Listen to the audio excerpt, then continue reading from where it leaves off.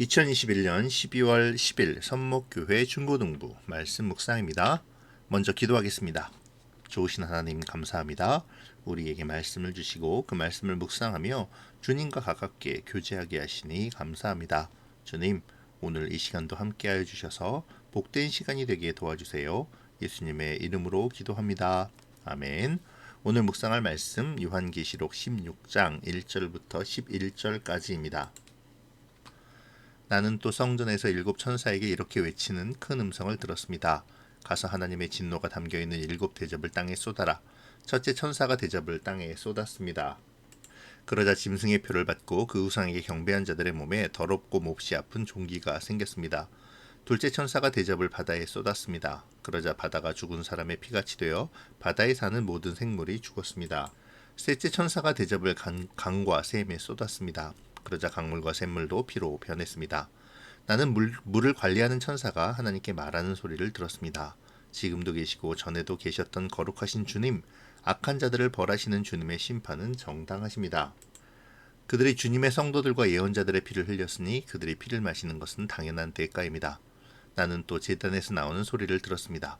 그렇습니다. 전능하신 주 하나님, 주님의 판단은 참되고 공평하십니다. 넷째 천사가 대접을 해를 향해 쏟아붓자 사람을 태워버릴 만큼 뜨거운 열기가 쏟아내렸습니다. 사람들은 그 뜨거운 불길에 타면서도 하나님의 이름을 모독하였습니다. 이 모든 재난을 내리시는 분이 하나님임을 알면서도 사람들은 회개하지 않고 하나님께 영광을 돌리지도 않았습니다. 다섯째 천사가 대접을 짐승의 왕자에 쏟아붓자 어둠이 짐승의 나라를 뒤덮었습니다. 사람들은 고통 때문에 혀를 깨물었습니다. 그들은 자기들이 당하는 고통과 아픔을 하나님 탓으로 돌리며 저주하였습니다. 그러면서 회개하지도 않고 악한 행위에서 돌이키지도 않았습니다. 일곱 천사가 하나님의 진노가 담긴 일곱 대접을 땅에 쏟습니다. 여기서 땅은 하늘과 대척점에 있는 곳, 그러니까 용과 짐승이 다스리는 하나님과 대적하는 세계를 말하죠. 그러므로 여기서의 심판의 대상은 하나님을 거절한 자들입니다. 하나님의 백성들과는 관련이 없죠. 이것은 첫 번째 대접이 쏟아져 악하고 독한 종기가 짐승의 표를 받은 사람들과 우상에게 경배한 사람들에게 나타난 것임에서 잘 나타납니다. 또한 오늘의 첫째, 둘째, 셋째 재앙은 옛날 이집트를 향해 하나님께서 내리셨던 재앙과 매우 흡사하죠. 그때에도 하나님은 당신의 백성에게는 전혀 재앙을 경험하지 않게 하셨습니다. 그러므로 일곱 대접의 재앙은 하나님의 백성들에게는 최후 승리를 얻게 하는 복된 소식이 되는 것이죠.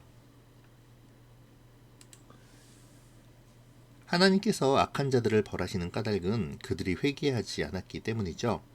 오히려 그들은 하나님의 복음을 거절하고 하나님의 백성들과 복음을 전하는 선지자들을 핍박하고 죽였습니다. 둘째와 셋째 천사들은 그것을 고발하며 자신들이 쏟는 재앙이 바로 그러한 그들의 죄를 심판하는 것이라고 선언하죠. 이어지는 재앙도 마찬가지입니다. 회개하지 않고 하나님을 대적하는 자들에 대한 심판이 계속되어지는 것이죠. 하늘에서 불이 내려와 사람들을 태우고 또 빛이 사라지고 어둠만이 가득해 사람들은 고통 가운데 자기의 혀를 깨물게 됩니다. 하지만 그럼에도 불구하고 죄인들은 회개하지 않죠. 오히려 하나님을 비방하고 저주합니다. 이것이 죄인들의 모습이죠. 하나님의 은혜를 입을 때에는 감사하지 않고 재앙을 당하면 하나님을 비방하고 저주하는 것, 바로 이것이 죄인들의 공통점입니다. 그러나 사실 이들은 이렇게 비방하고 저주할 자격이 없죠. 왜냐하면 이들에게도 구원의 기회는 제공되었기 때문입니다.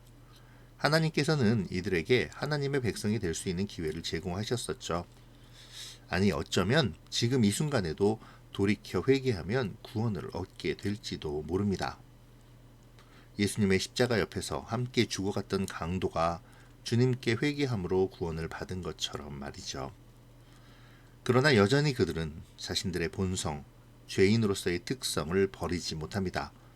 심판을 받는 중에도 회개하는 것이 아니라 오히려 하나님을 비방하고 있죠. 오늘 말씀을 통해 우리가 묵상해야 할 것을 한번 생각해 볼까요? 먼저 우리는 세상의 고난과 심판이 우리를 향한 것이 아니라는 점을 명확히 알아야 합니다.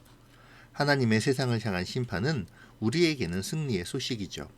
그러므로 우리는 소망을 가지고 오늘의 믿음의 경주를 해 나가야 합니다. 유혹과 어려움이 있다 하더라도 주님 뜻대로의 삶을 결코 포기할 수 없죠. 두 번째로는 우리의 모습을 돌아보아야 합니다. 혹시 나의 모습에서 죄인의 모습이 나타나고 있지는 않는지 늘 경계하며 살펴야 하죠.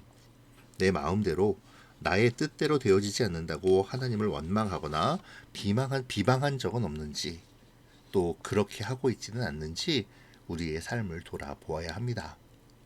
만약 그러한 강팍한 마음이 나의 안에 있다면 즉시로 하나님께 회개하며 그 마음을 고쳐달라고 기도해야 하죠.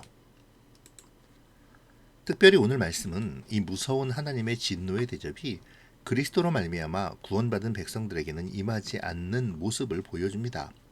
이것을 통해 우리는 오직 구원이 그리스도에게 있으며 그를 믿는 자는 하나님의 진노로부터 구원을 얻음을 확신해야 합니다. 예수님이 오신 크리스마스, 이 성탄의 계절에 우리 주님이 어떤 일을 하셨고 그 일을 통해 내가 어떤 신분이 되었는지를 묵상하며 감사하는 그러한 계절이, 그러한 기간을, 또 그러한 성탄절을 보내야겠습니다. 그렇게 그러한 성탄절을 위해서 묵상하는 오늘이 되어지기를 바랍니다. 기도로 마칠게요. 좋으신 하나님, 오늘도 말씀을 주시니 감사합니다. 하나님의 진노의 심판이 이루어짐에도 회개하지 않는 죄인들의 모습을 바라보며 먼저 나를 돌아보게 하시고 죄인들의 모습이 나에게서 나타나지 않도록 기도하는 제가 되게 도와주세요. 오직 주님만이 나의 구원자가 되심을 고백하며 예수님이 오심에 대한 의미를 깊이 새기는 이 성탄의 계절이 되도록 인도하여 주세요. 예수님의 이름으로 기도합니다. 아멘. 사랑하고 축복합니다.